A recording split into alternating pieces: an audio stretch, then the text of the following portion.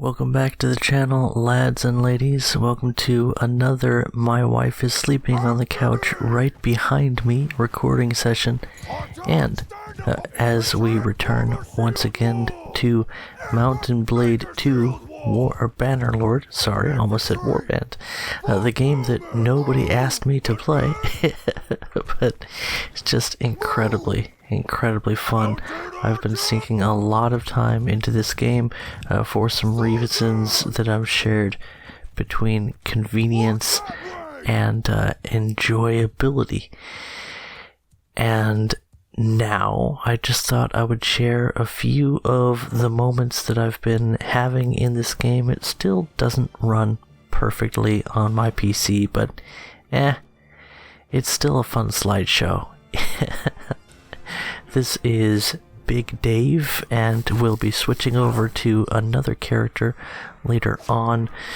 I've been popping between a few different characters in this game, and you could do quite a lot with one character, but I prefer to continually start a new game every time I want to try some new concept. It just helps keep the game fresh for me and give it a little bit more personality to my characters. One of the mods that I'm not using is, I think it's called Stat Point Every Level or something like that. So my skill progression is definitely limited, and again, that's another thing that I like to have just for, let's call it, roleplay purposes. So this character, Big Dave, is as tall as vanilla can be. I think I've mentioned that before. A girthy Sturgian lad by heritage, and you can see me crouching behind the shield wall here because he's literally so tall that he'll still catch arrows if he stands up at his full height. The enemy front line broke against our very archers' heavy defense. We also have a solid line of sword and board infantry to break waves of advancing foes. It splits them up enough that the huge number of archers in my party can take them down. One of the well-known exploits to this game is something that I've been using a little bit off and on just to sort of counterbalance how broken some of the other aspects of balancing the game are. One thing you can do is to flee the battle, to retreat your army at any time when you don't have someone within generally melee range of you. So you can stand back, put your archers in the front, let the enemy army advance and lose massive numbers of troops as they move toward your archer heavy or archer exclusive army, and then just retreat your army and suffer no losses.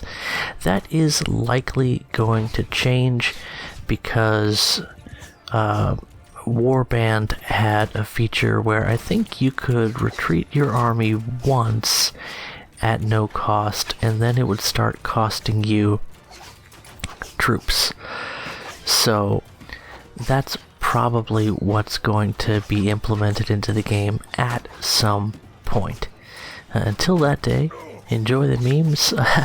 I'm not going to show it in this video, but I did take down some 1,500 plus man armies with my army of 300 or so horse archers. What do you mean, an army of horse archers? Yes, it's entirely horse archers. Oops, all horse archers. Of course it's my Crusade character, why wouldn't it be? But a very fun and rewarding camping trip can be to run around where the bandit layers spawn in Khuzait homeland and just take down bandit layers, take them prisoner, and all of the steppe bandits can become horse archers. So that's pretty cool, especially when you take that bandit army to go do some shenanigans at extreme high speed, both on and off the battlefield in enemy territory. But this is not that. This is a far more standard military doctrine, although we are a lot heavier on the artillery than you would normally see. This front line is just so durable with their shields and their heavy armor that I don't really need all that many infantry to keep the enemy recruits at bay.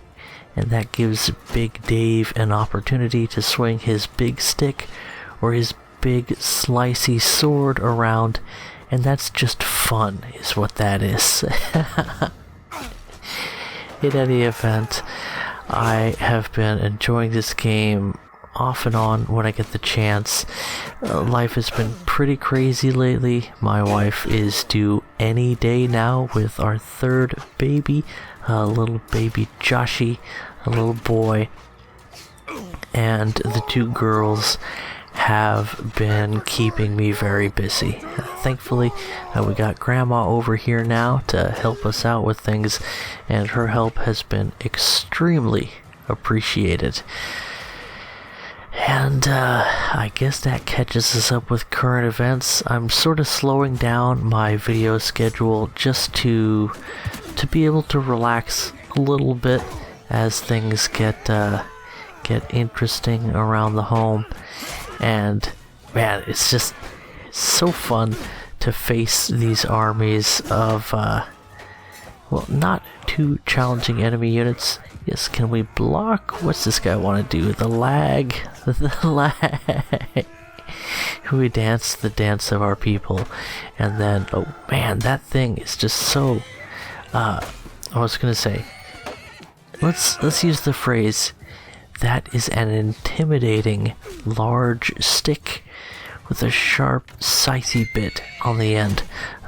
But it was, and now it is, no more. A little bit of saucy footwork. I actually prefer my pole arms of the short variety. As you can see, we got a short, I think it's a pine handle on this pole arm. The handle selections when you're smithing, which I do with all of my characters, they don't seem to make as much of a difference as I'd like, but I guess there's only so many parameters you can model in a weapon, and it's probably for the best. And of course, all of this stuff is still subject to change, and it will definitely change. There have already been some things added to smithing, and more will be added in the future. But I like the speed of a shorter polearm, even if you lose some of their purpose by not having quite so much reach. You can see we can still reach out and touch someone from just outside of their effective melee range. And with the way that shields are so popular among enemy armies, and the way they spam out those blocks, sometimes they'll whip around and pop up their shield in a split second when you're completely behind them. That's not annoying at all, but I guess it's better than the alternative of having your own guys not take advantage of such situations. So having a polearm that's super long against the majority of foes is not all that useful.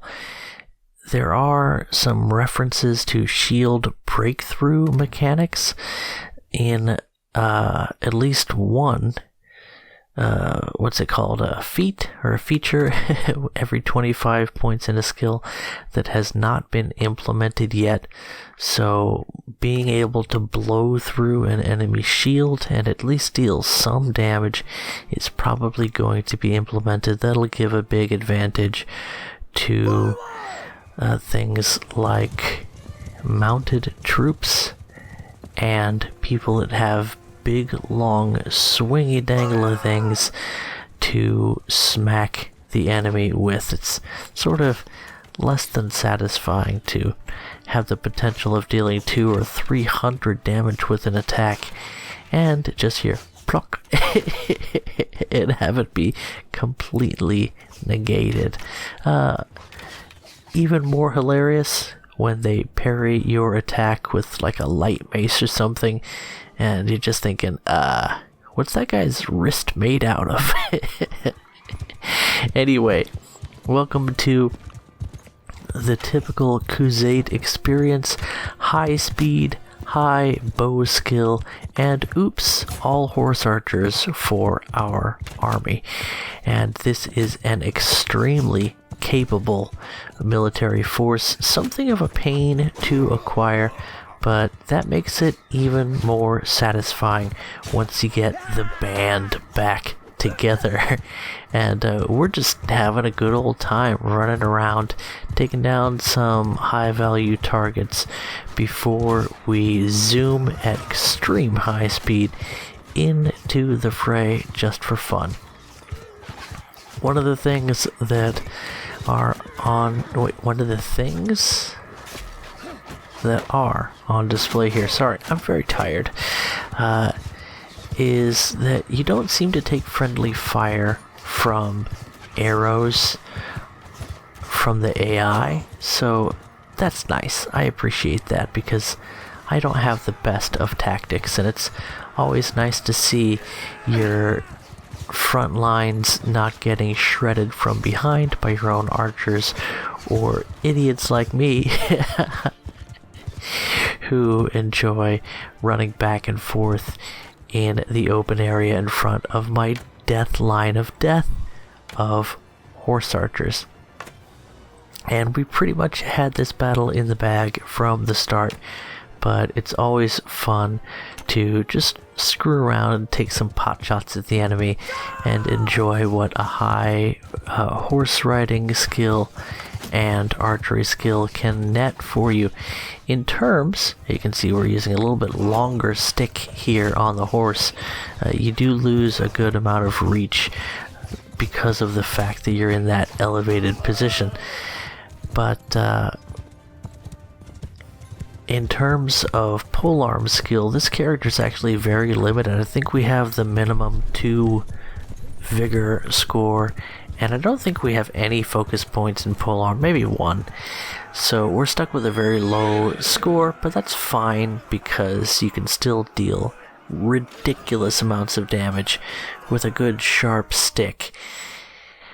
And after a long day of just completely shredding through some Empire armies, it's always nice to, relax with the wife and play a nice calm game of Puluc. It's Puluc, right? Anyway, I find it it's a little bit more challenging to win some of the other games, but Puluc seems like a pretty easy one. So, it's been fun. Excuse me, I did mention that I'm tired, but I'm not sure how to increase my relationship score with my wife in this game. I don't think there's an option to do the dishes or clean up the house, which is definitely what works around here. But you can play a board game and get like to what's it called, Infinity or something, whatever. But it's, as I mentioned, nice to play a little mini game every now and then. Maybe do a little role play and just enjoy this game for what it is. And I suppose it is different things for different people. Excuse me a bit as I peruse the rules here. I do have a little bit of learning to do. I must say I'm not a Puluc champion. But that just about wraps it up for this video. I've been enjoying this game, as I mentioned, and I've been very busy around the home with all the stuff that's coming our way. Looking forward to meeting my son. That's going to be pretty incredible, and I'm just so happy to see the tiny women that my two daughters are developing into, and they definitely need and want more and more of my attention every day. Anyway, a little bit more relaxed of a video, even if most of my videos are pretty lax already, and I hope you had a good time. I certainly did. Catch you guys in the next video. Bye-bye.